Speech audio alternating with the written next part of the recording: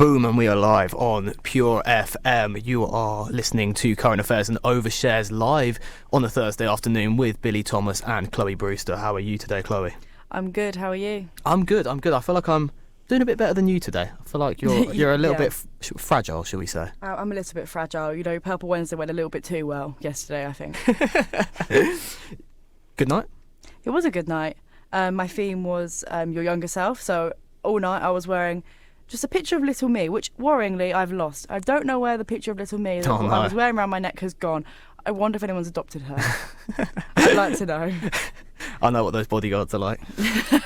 Yeah, no, I'm thankful for the security guards tonight from yesterday, actually, because I lost my wallet, and the amazing security guard found it on the floor, and I ran downstairs. He looked at me and he gave me my wallet, and it made me feel, it gave me calm, is what I'm trying to say. He's a very nice man. Gave him a hug. Yeah, no, it sounded like an interesting night. I mean, mine wasn't quite so interesting. I sat at home, had a pint, and watched Chelsea win a game of football for once, which Woo. yeah.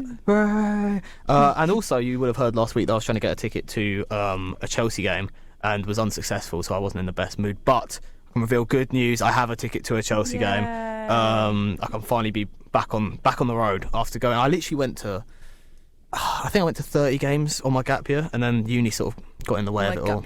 On my gap year, I really found myself in Chelsea. But yeah, so that's a positive. And Chelsea won. I'm a happy man. It's coming up to reading week. We won't be on air next week, sorry to say, but you're going to get 1 week free. 1 week free and away from. I'm sure you're getting sick of us by now, and the fact that we slowly start later and later every week.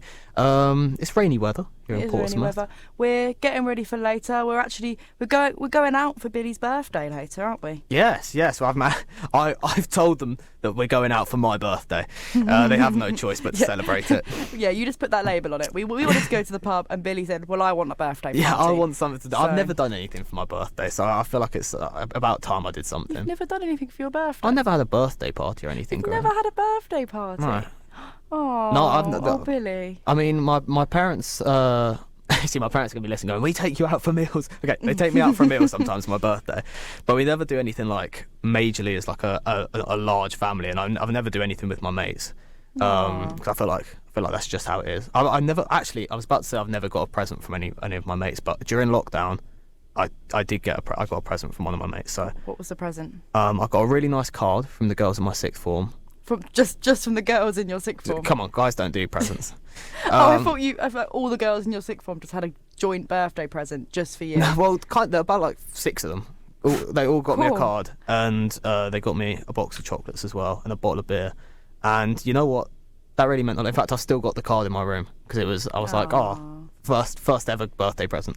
You know what? If we go out later, we'll get you a birthday badge. I've still got a little, like, you know, like the pointy birthday hats. I can chuck you on one of those. I think. I'm sure after a few pints you'll agree. Yeah, as long as I'm not in the dockyard and they start bringing out candles, then I'm all right. That is such a good idea. Let's not do I'm going to be like a little mum. I'm going to go back behind the bar, get a cupcake with a candle in it. Be like, please, can you just the whole of the dockyard team? I hope they come out of the cupcake. Oh no, that's my plan for later. Actually, let's not do that. But what we are doing is we're going out for a pub quiz, the One Eyed Dog pub quiz. We weren't very good last time, were we? I mean, my team did better than Chloe's team, but that was purely on the basis of my teammates because the music round. We have a friend called Harvey, and Harvey is Music Man, and he's like single-handedly won us that round. We had no one with any special skills, and I'm not gonna lie, I'm no help either. I can't try and say that, you know, I pulled the team through because I'm awful. I don't know maps, I don't know countries. I just seem to know the most random little facts here and there. I'm not very useful. If those 10 random facts come up as the questions, then you're winning. Exactly. Anything else, it's not the best day. But I mean, I suppose, what do you think would be fair teams tonight? I don't think boys and girls again. Because as much as I'm here for feminism, it didn't go very well last time. Well, we can't do that because James and Ruby are the two doing the activities. There we are. We've got the partners. So yeah, we've got some additions. I know they're really excited about my birthday. And they decided that we're going to make them two team captain. We're going to get the partners to choose their team, and because they don't know us, it's going to be they're going to just have to go off of the vibe that we give, and I hope I give intelligent. Good are we going to make vibes. the partners choose I think the people? that was what me and Ellie said. I don't know about you. I thought it was going to be like as a couple they choose their teammates. No. Oh no, I like the idea of them just randomly picking. Yeah. Yeah. No, It'll be that like should be you're good. back in school, and you're the last person to be picked. Oh, I hated that. Yeah, I hated that. Why did PE teachers do that? I know. But the thing is that when you're playing football at school, there'll be some people who just really pull it out the bag randomly. Like the person that's last to be picked, they will inevitably somehow get that shot on goal. I tell you what I hated: the bibs. Those bibs stank. Yeah, they were horrible. Stanking. They were horrible. They were always the weirdest colours as well. They weren't nice colours. They would be like bright green or something. Vibrant yellow. Yeah. And they dig it out of this sweltering moist bag and go, whack this on, lad. Well, it's washed like once per school year. Yeah, exactly. Or like you have to swap bibs halfway through the game. Like, have my sweaty bib, mate. I love it. Like I used to share the sweat. Brilliant. I know. There used to be a kid in my secondary school. Shout out Alex Brown, sweatiest man alive. That man used to drip within minutes. Poor Alex Brown. It's all right. He's been outed. I don't think he's in the army unless I listen to PureFM out and in the Marines. Then I doubt he's listening. But he used to sweat differently, and I remember like at one time he had to give me his bib, and you could have like wrung that thing out. Oh. So at least I can't remember if they had, like, we mostly just wore the netball bibs, and they weren't as bad because they only go around the girls. So as I've mentioned before, my secondary school wasn't very like nice to the girls in terms of sports. We just did netball and badminton. That's all we did. And all the boys got to do all the other sports and yoga, which that's a whole other story. Such a mockery. I mean, we had to do rugby for the first 3 years of secondary school. That was enough to traumatise a little rake like me. Do you know what I mean? I could barely manage bulldog. You know what? People always talk about bulldog. I've never played that. You never played bulldog? No, I don't know what that is. I mean, it's like you all line up on one side and there's a guy in the middle and you have to run to the other side and the guy in the middle has to try and basically just take you out.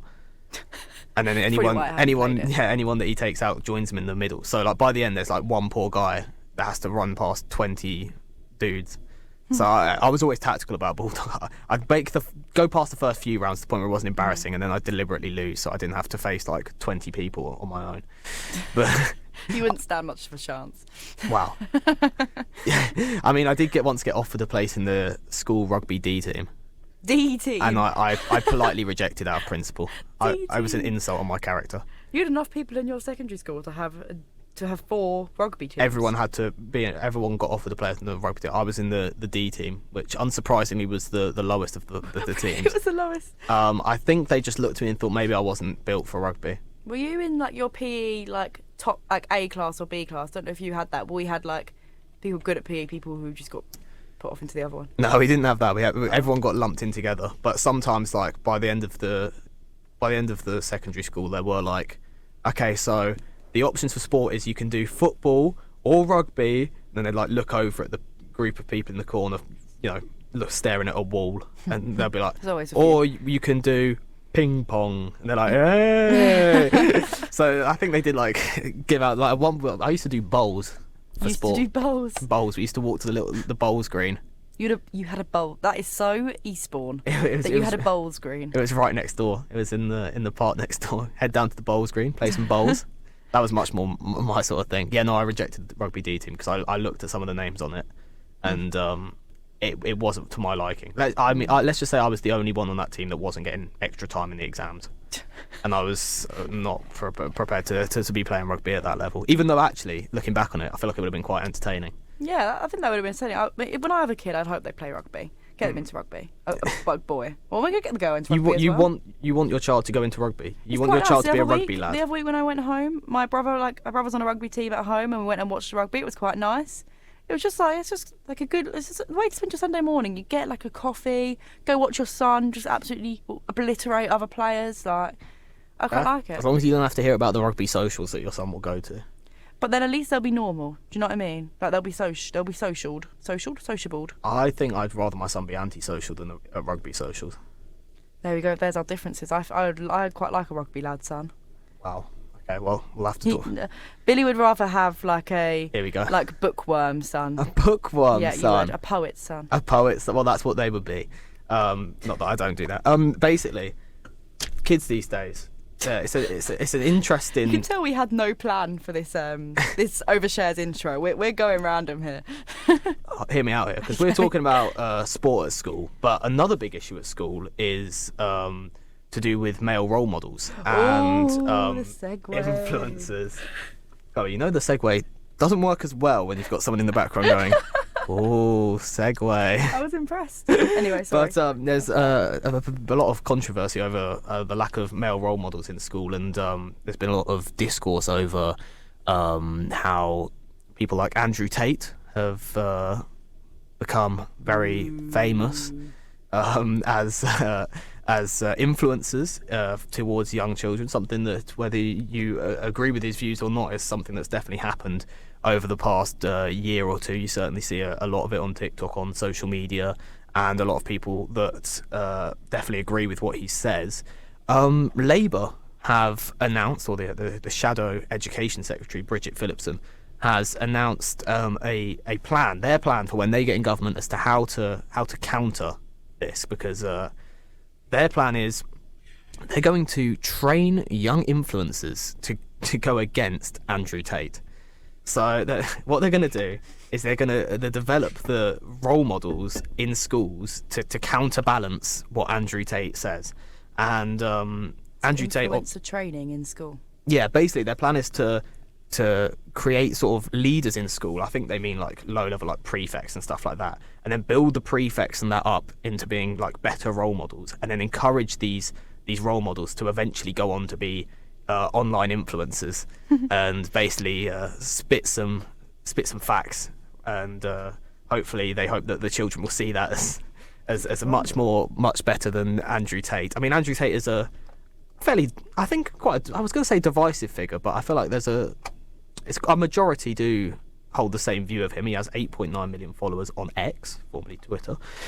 He's currently facing rape and human trafficking charges. Oh, perfect role model then. I think he's currently on house arrest. And but, I mean, he's in a massive house, so I feel like that's not quite fair. Yeah, it's not quite just. I mean, he lives in Romania, and I mean, if you want a taste, if you've not heard of Andrew Tate, I can read out a couple of his tweets just from the last couple months. We've got a tweet that he shared recently saying, "There is no such thing as an experienced woman. For the same reason, there's no such thing as an experienced car. It's just used." I think. So I think it's quite clear to see why the government and Labour would want to promote some different opinions to his. Misogynistic opinions.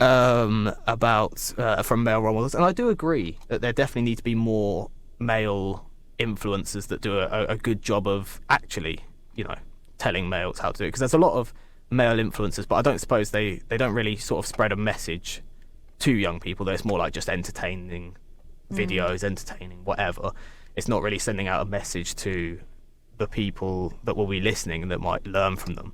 So I can see where they're coming from, but can't engineer an influencer. Yeah, do you think that it would ever work, their plan?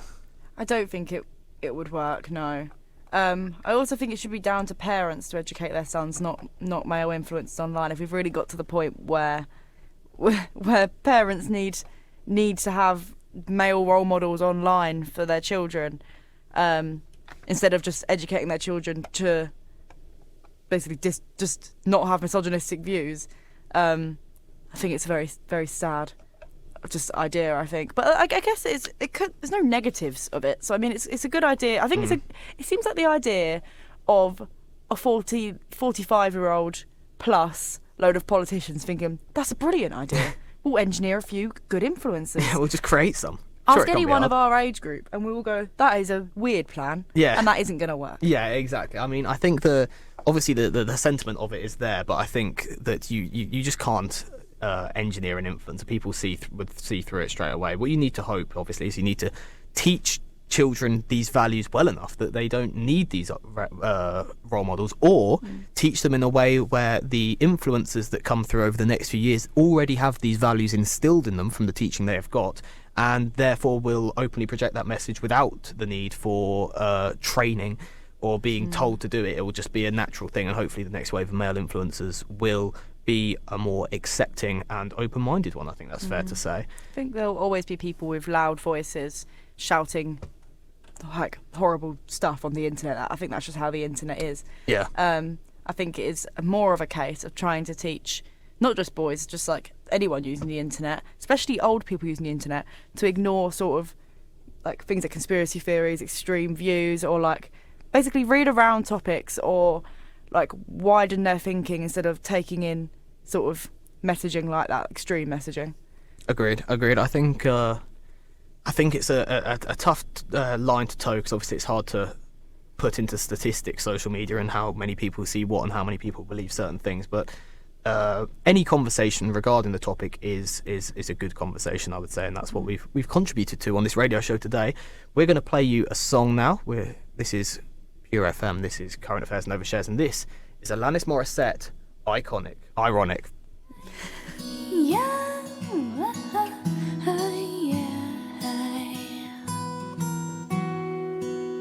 An old man turned 98.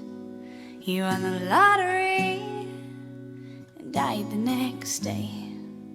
It's a black fly in your Chardonnay. It's a death row pardon, 2 minutes too late. And isn't it ironic? Don't you think? It's like rain on your wedding day. It's a free ride when you've already paid. It's the good advice that you just didn't take. And who would have thought it figures? Used to play it safe, was afraid to fly. He packed his suitcase, kissed his kids goodbye. He waited his whole damn life to take that flight. And as the plane crashed down, he thought, well, isn't this nice? And isn't it ironic?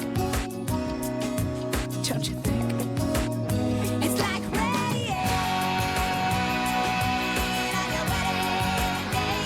It's a free ride when you've already paid. It's the good advice that you just didn't take. And who would have thought it figures? It was fun worrying, singing about you when you think everything's okay and everything's going right. And life is a funny way, when you think everything's going wrong and everything blows up in your face. A traffic jam when you're already late. A no smoking sign on your cigarette break. It's like 10,000 spoons when all you need is a knife. It's meeting the man of my dreams and then meeting his beautiful wife. And isn't it ironic? Don't you think? A little too ironic. And yeah, I really do think it's like rain on your wedding day. It's a free ride when you've already paid. It's the good advice that you just didn't take. And who would have thought it figures?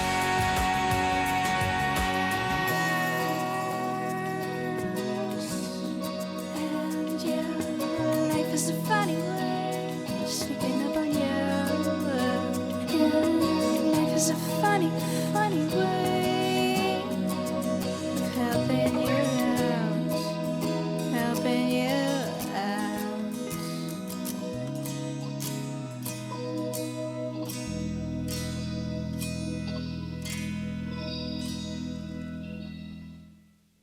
That was Alanis Morissette, Ironic, live on Pure FM. Chloe, what story have you got for us today? So, kind of related to what you were just saying about extreme views, I wanted to talk about all the drama with Lee Anderson and what he's been saying. If you didn't know, Lee Anderson is a Conservative Party MP. He's the MP for Ashfield. And he's got himself into some deep water recently. That's fair to say. Let's just say it ended up in the PMQs on Wednesday with Starmer saying that the Tories have become the political wing of the Flat Earth Society, which, I mean, extreme, but it will make sense in a second. Basically saying that the Tories have been peddling conspiracy theories.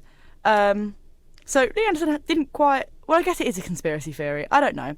But to outline it, on Friday, on GB News, Lee Anderson said this: I don't believe that the Islamists have got control of our country, but what I do believe is they've got control of Sadiq Khan, and they've got control of London, and now they've got control of Starmer as well. Basically, he said that. Obviously, arguably Islamophobic, even a bit racist as well. Yeah. He then goes on to say that people were laughing at police, referencing the pro-Palestine protests in London, about basically saying that the police can't take control of the situation, adding that all of the unrest in London stems with Sadiq Khan, saying that he is giving away the capital city to his mates. So quite a few problems with that. Number one, just because Sadiq Khan is a Muslim doesn't mean that he is friends with every Muslim. Yeah, he that doesn't isn't how it control the works. Muslims. But basically there has been a huge pushback from this. This is from the Tory party as well. They've removed his whip, so he's no longer in the Tory party. There is talk that he may be joining Reform UK after rumours he met with the head of Reform UK, but we don't know that yet. But basically, a lot of news sites are talking about, well, not a lot of news sites, The Guardian, I think it was The Guardian or The Independent, basically did a video showing every time a Tory MP refused to call these comments Islamophobic. I mean, I think the definition of Islamophobia would be grouping all Muslims in the same category, you know, saying comments like this, but they're refusing to say it's Islamophobic. Sadiq Khan, he's obviously the Mayor of London, if you didn't already know, he said that these comments poured fuel on the fire of Muslim hatred, and the Muslim Council of Britain also slammed him for endorsing common talking points that peddle conspiracy theories, and I think this is what sort of Starmer went off of in his comment on the PMQs on Wednesday. So far, Lee Anderson has refused to apologise.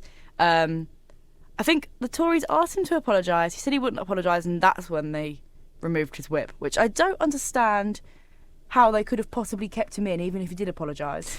Yeah, it's an interesting one. I mean, I think obviously the removal of the whip was rightly done, and I mean, he just continues to not apologise for his comments. I think I saw an interview yesterday where he refused to apologise and said he stuck by the sentiment of his words. He admitted that maybe his choice of language was slightly regrettable. He said it was clumsy. Clumsy, yes. But he doesn't apologise. And the interviews where the Conservative Party refused to call his comments Islamophobic are possibly the most damning part of this. For their party, more than an individual saying certain things, because, you know, in every party there will be some idiot that will say some wrong things and get themselves suspended. It happens in every party, whether it's inevitable. However, it's how your party deals with that situation, and the way that the Conservatives have been put on these interviews and have been clearly told that you must not say that these comments were Islamophobic, because the interviews are simply the interview. I saw an interview on LBC, I believe, where Mr. Ferrari was saying, these comments were Islamophobic, were they not? And the Conservative person speaking there was just going, what his words were wrong. That was his words were wrong. That seems to be whatever script they've been given, that seems to be what they're saying. They're not saying Islamophobic or racist. They're not saying either of those.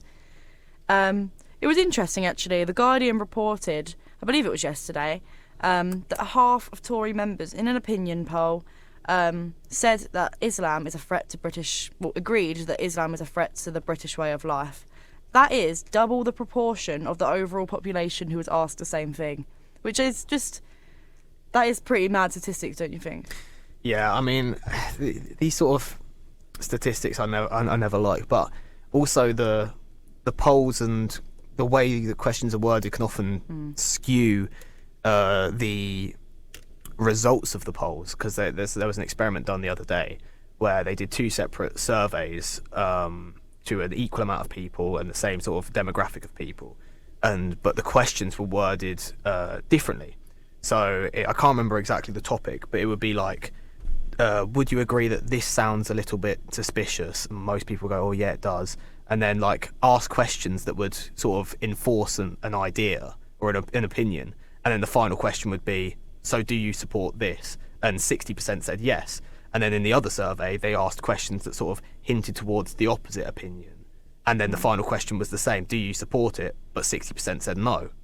So it's these surveys that go on, it has to be extremely careful what questions you ask in the lead up to sort of the big question, because if you get one saying, well, do you think you should earn a bit more for what you do? Oh yeah, probably I do. Do you think that this should happen? Oh yeah, probably I do. So do you think the Conservative Party should win? Oh yeah, I probably do. Whereas if you go into one where they say the opposite, then you're more likely to give a different opinion. So that's why I think polls have to be taken with a pinch of salt, because certain questions can obviously skew it. Yeah, that is a good point. But then, at the same time, that difference is quite large. Yeah. Oh no, 100%. No, I would agree with you though that some of these polls that are reported can be misconstrued, especially like they make a good headline, I think, and I think that's something we have to be aware of. No, that was just polls in general. Obviously, that one is it's quite a large difference. But if he does end up joining Reform UK, that is just crazy. We're getting sort of. I didn't realise we still had such an extreme right-wing party. It's growing. Yeah, and it's growing massively. As people get angrier, as people peddle conspiracy theories and extreme views. The angrier people get, the more to each side people will go. There'll be more people on the far left, more people on the far right. Just at the moment, there's not really a far left party, but far right Reform is certainly growing in the polls, so to say. Well, the far right would say that Labour is a far left party, but I don't believe it is. It's certainly not as left as it used to be. No. But that's all I've really got on the Lee Anderson saga. So I was wondering, what's your next news story? Well, my next story is that it's been clearly in the news that a name that's been synonymous with British politics for the last 5 years at least, well, nearly a decade now, Shamima Begum, who has recently lost her appeal over the decision to remove her British citizenship. So I'll try and give you some background information, because I wasn't really that clued in on her entire story, and I know that a lot of people will have heard the name but might not know the full background as to what happened to her. So Shamima Begum in 2015, at the age of 15, travelled from the UK to Syria with 2 of her friends to join the Islamic State. And 10 days after she arrived there, she married an Islamic State member. She's since had 3 kids with them, of which all have died at a very young age, unfortunately. There are allegations that while she was there, she tried to recruit other young women to join the Islamic State. She was a strict enforcer of the rules. Like, she was apparently the person going about, making sure Islamic State rules were followed by the women there. And there were even allegations, obviously these are allegations, but from one report that she had, in fact, sort of been the person that sort of stitched suicide bombs onto vests and stitched them in a way where the bombs couldn't be removed from the vest without detonation. So there were clearly, according to these allegations, she was very involved in the Islamic State. She didn't have an issue with it. However, 4 years later in 2019, she was found in a refugee camp in Syria, where she said to the person who found her that she wanted to go back to the UK to raise her children, but said that she didn't regret joining the Islamic State in any way when she was found. She said she was unfazed when she saw a man being beheaded. She said that she was unfazed because he was an enemy of Islam, but said that the Islamic State deserved to lose their conflict because of the corruption and oppression in the Islamic State.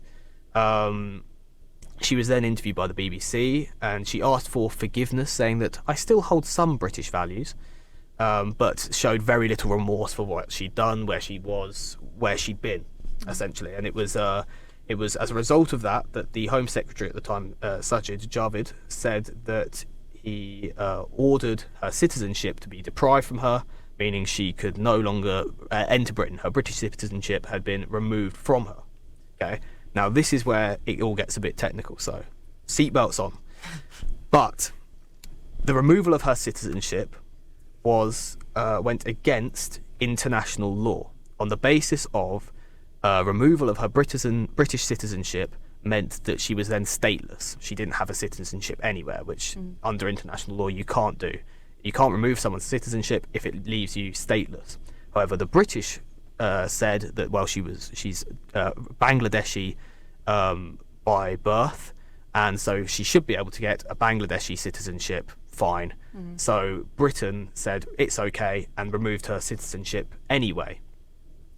And then it's gone back and forth in the courts a lot because the Bangladeshi government have said, well, we're not going to give her a citizenship either. We won't approve a citizenship for her. And if she does ever enter the country, she will get tried and sentenced to death for terrorism.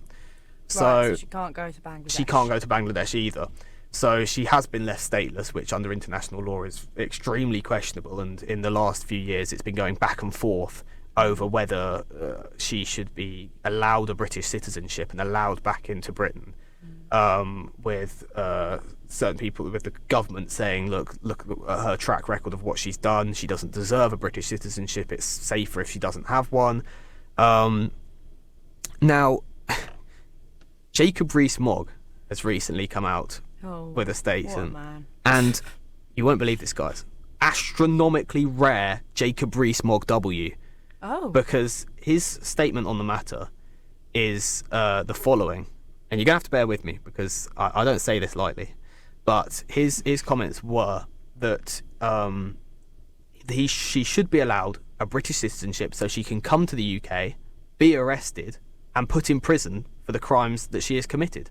That makes sense, yeah. And the reason he says that is not only because then she gets to be punished for the crimes that she's committed, but also if she is denied a citizenship on the basis that, well, you can apply for a Bangladeshi one so we can remove yours, it creates a disparity when it comes to British citizenship, because it means that basically if you're 100% British and you've got no relations anywhere else, don't worry, your British citizenship is perfectly safe because we can't remove it by law because it'll leave you stateless. As long as you're fully British, we can't remove your British citizenship.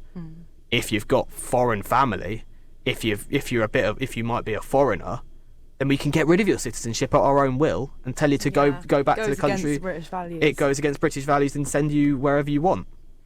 So, which I think is scarily a good point from Jacob Rees-Mogg, that it probably is better for her to be given the citizenship, bring her here, and put her in prison.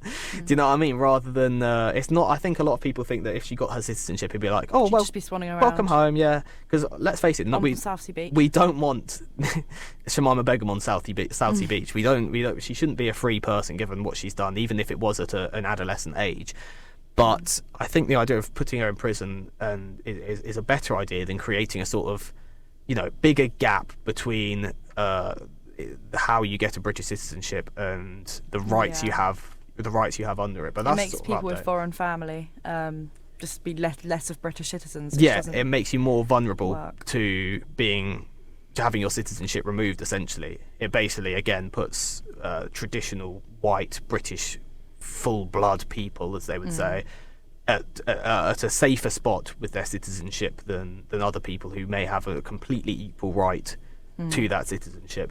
But the update recently is that she's lost an appeal for the decision to have it removed, and so it will continue to go back and forth. Her lawyers are saying we're going to keep fighting, but at the moment she is without a British citizenship. She's without a Bangladeshi citizenship, and I believe she's still in a refugee camp somewhere, mulling over her own issues. The longer this goes on for, surely she won't be getting any punishment for this. She's just sat in a refugee camp. I mean, sadly, being in a refugee camp itself is punishment enough for most people. But yeah, the longer it goes on, she's and she could be, for all we know, a danger to the people in the refugee camp. So it is certainly an interesting story. We'll leave you that to mull on while we play another song. We'll have some more stories after the break. This is Eric the Architect featuring Chanel Trez, Ambrosia, live on PureFM. But she frozen, hey, Ambrosia, we ain't catch a vibe, then it's over. I don't got no time for no hit her one time, hey, but she frozen, hey, Ambrosia, we ain't catch a vibe, then it's over. got no time for no. Hit it one time, hot, but she frozen. Hey, Ambrosia. If we don't catch a vibe, then it's over. I don't got no time for no. Hit it one time, hot, but she frozen. Hey, I don't know what it is to be lacking. Left early cause I gotta beat the traffic. Skirt, love the fringes on your shirt. It don't match, but somehow you make it work. Forecast clear, says Alexa. I love you, but you need a little extra. Thirst trap, it's real desperate. You don't stress it, and that's what make you special.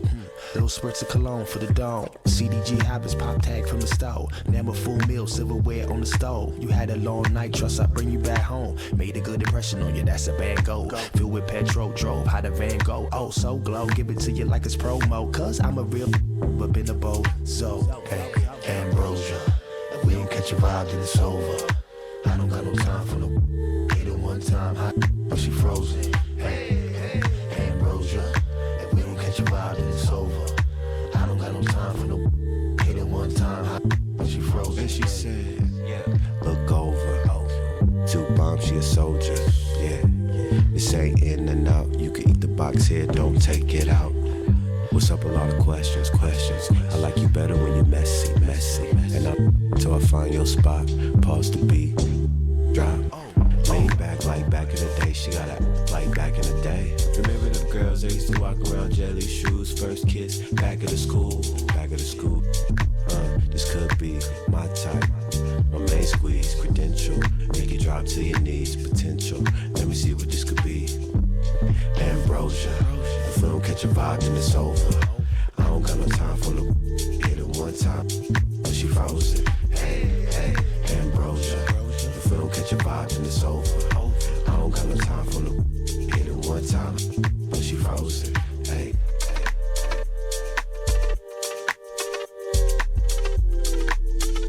Hit it one time, but she frozen. Hey.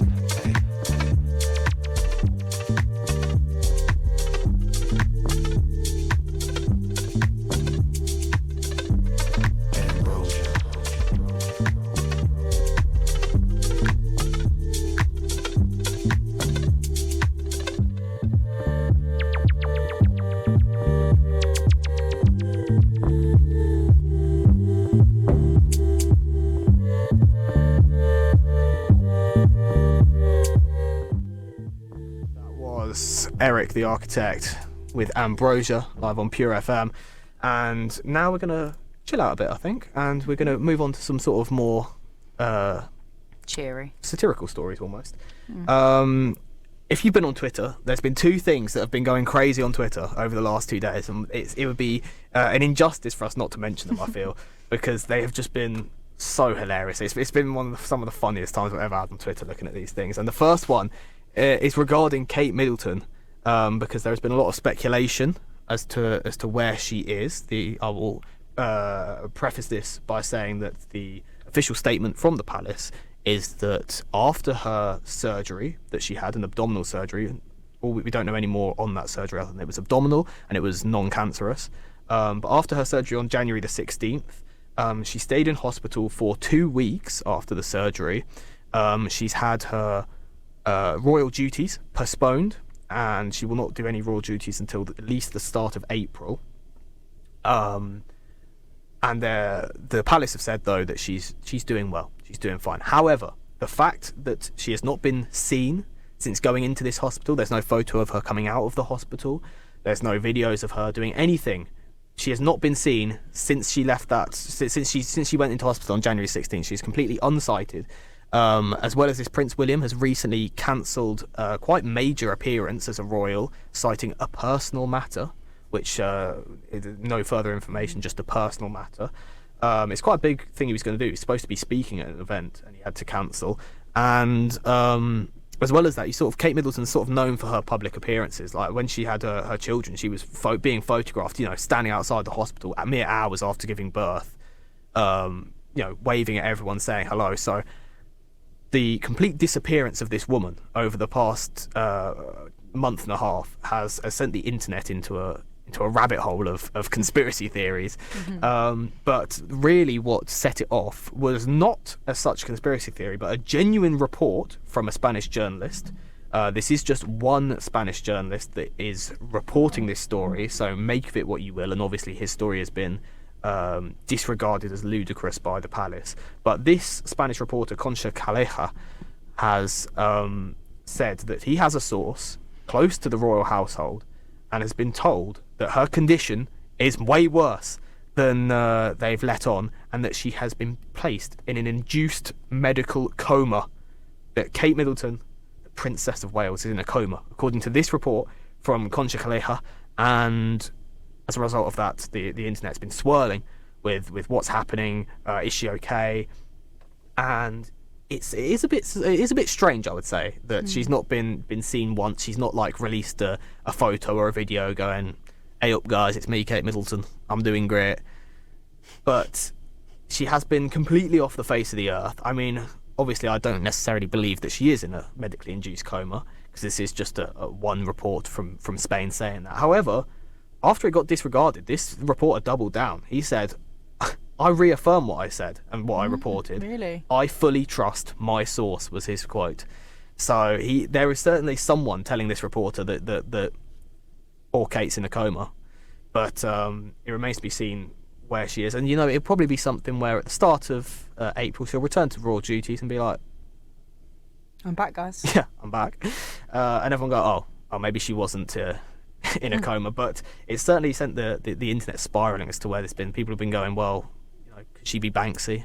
Could she be at the Willy Wonka experience? Could she be Banksy? Banks. How do you say it? Banksy. Banksy. But I'm assuming you also don't believe she is in a coma. But it is a bit weird, isn't it?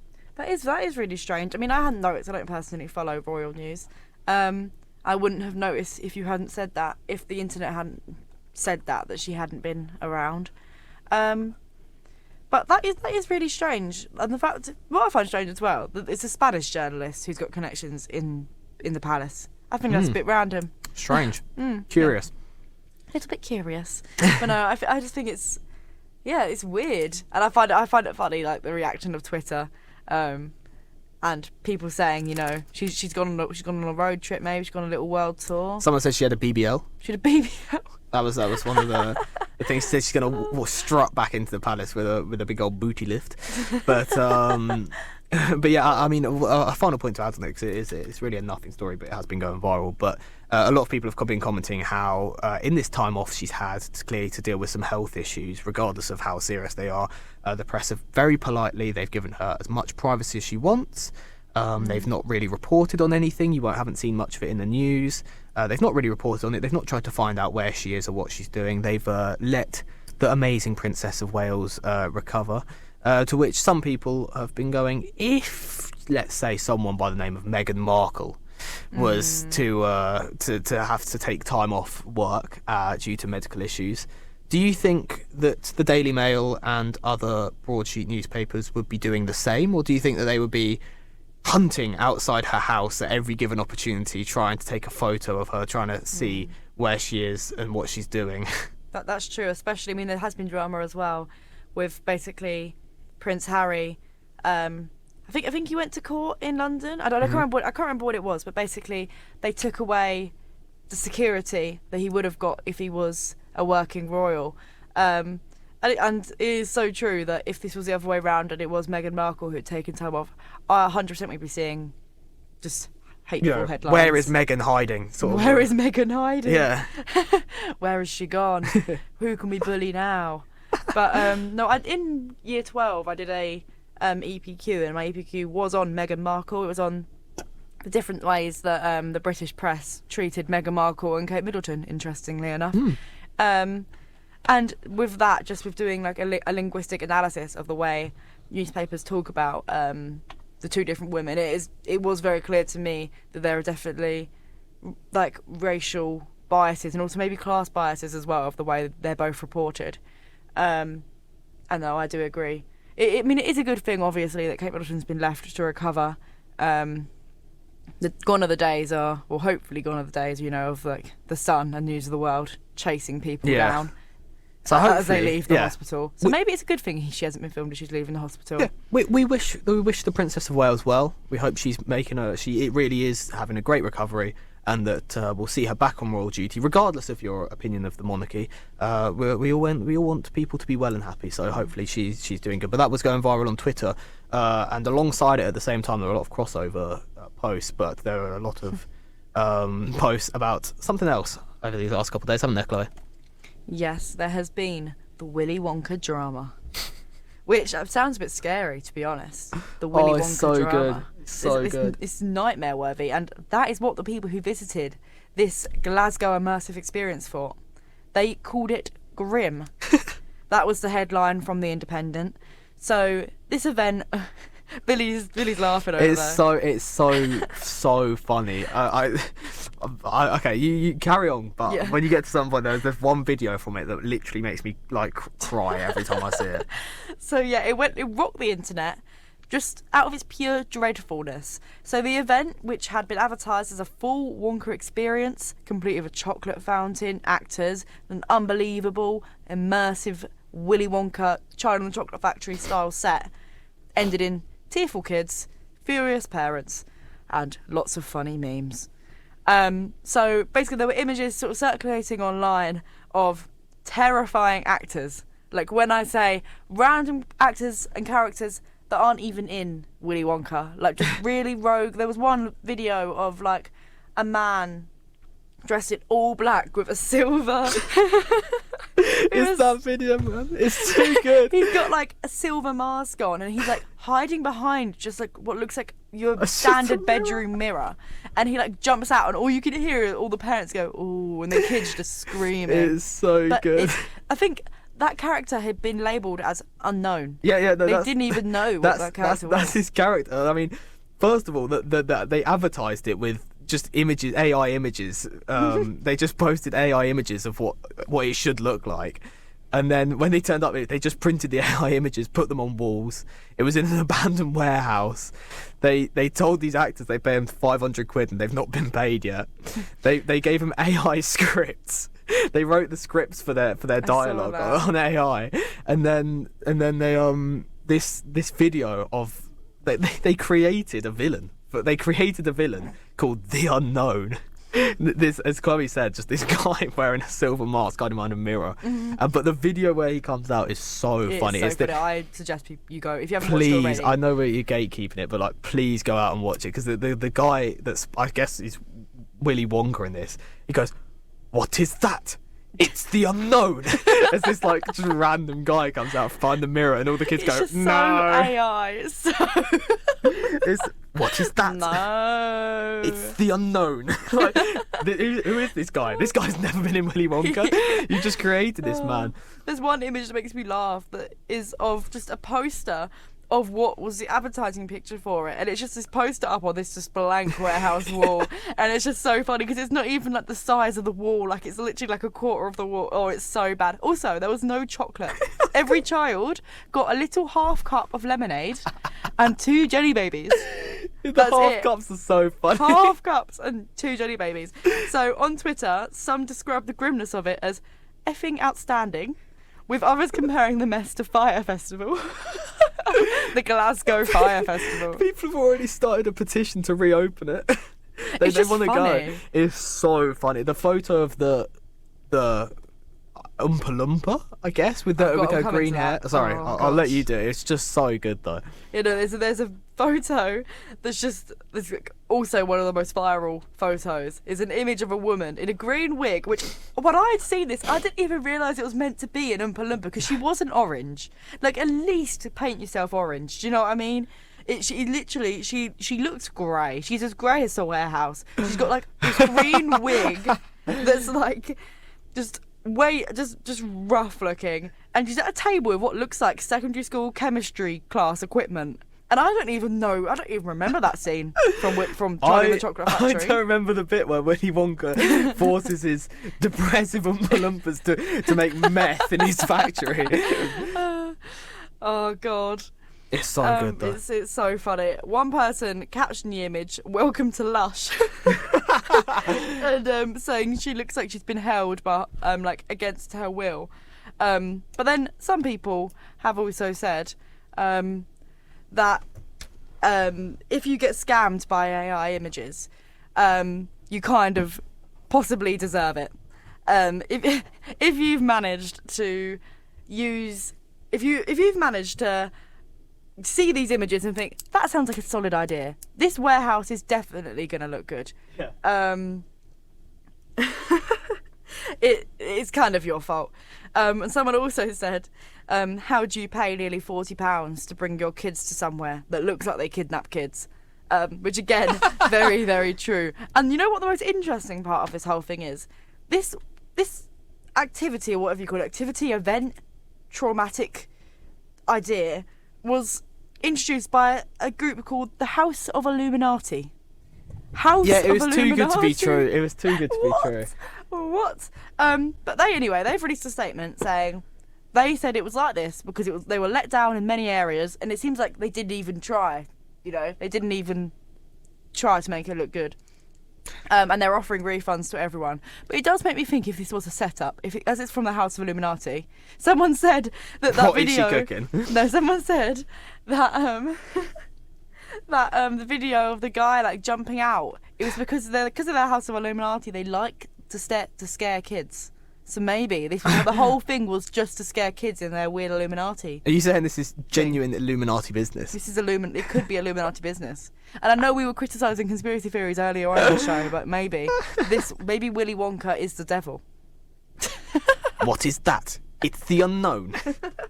Anyway, that's all I've got to say about that. It's just funny. I'd suggest looking into it. I implore you to look it up because it is genuinely so. It's really revived X or Twitter as it used to be. I mean, we'll finish off we like to finish on a game show here, and today's game show is I will be asking Chloe names of UK pubs, and all Chloe has to do is tell me, is this a real UK pub or is it the name of a pub that I've invented in my head in my own time? Okay? I don't think I want to know what Billy's invented in his head. We'll start off with an easy one. Mm-hmm. Dirty Dicks. No, that You pop down Dirty Dicks for a pub? I for a reckon pint? that's a real pub. You think that's a real pub? Yeah. It is a real pub. It's in Bishopsgate. It's in London. Oh wow! I nearly suggested we went there when we were nearby, and I was like, we should go there, but we didn't. Oh, did you see it and then? I knew about it before. I saw it on the maps, and I was like, we should go. But no, it is a real pub. What about Oily Johnny's? Oily Johnny's. I'm sorry. There's no way a pub's using the word oily, so I think that's come from you. You don't think Oily Johnny's is? I don't think you wouldn't nip down Oily Johnny's. I could hear. You know what? It sounds like a cool bar. Do you know what I mean? Oily Johnny's, kind of giving the same vibe as if you're in Portsmouth, One-Eyed Dog. Yeah. Oily Johnny's. But what I'm saying is, I don't think it's true though. Don't think it's a real pub. Unfortunately, Oily Johnny's is in Cumbria. Really? Real pub.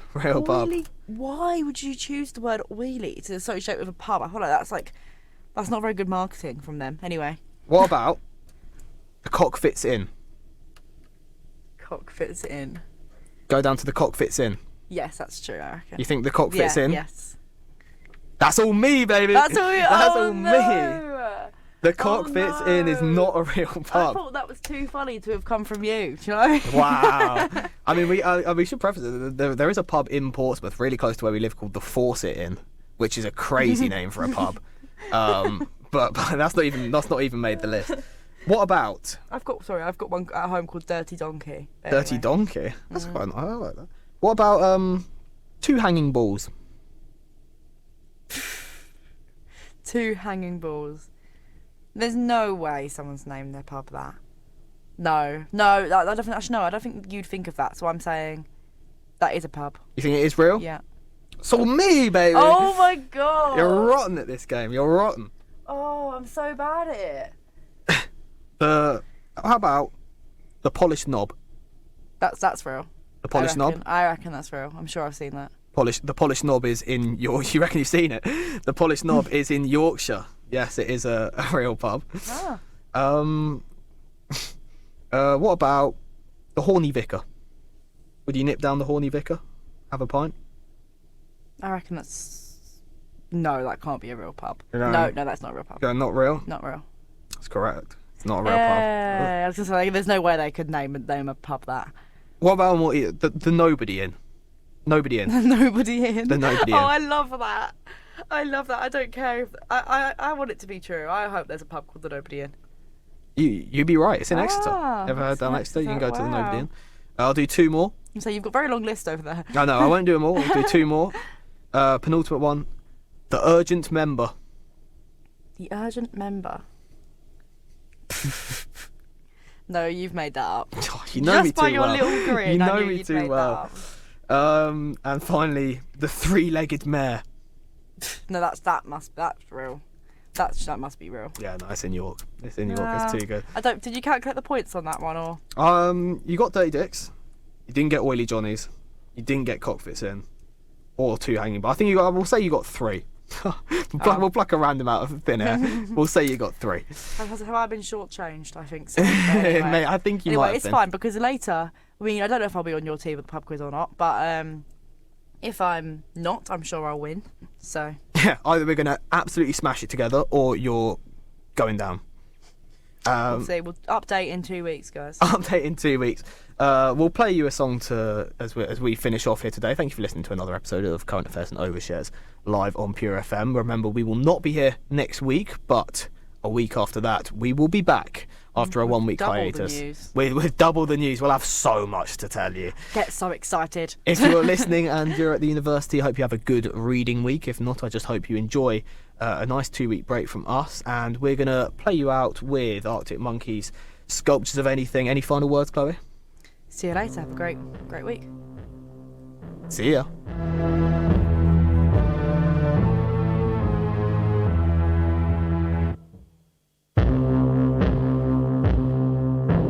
How am I supposed to manage my infallible beliefs while I'm sucking it to you, performing in Spanish on Italian TV? Sometime in the future, whilst wondering if your mother still ever thinks of me. Hallelujah, blank canvases lent against gallery wall.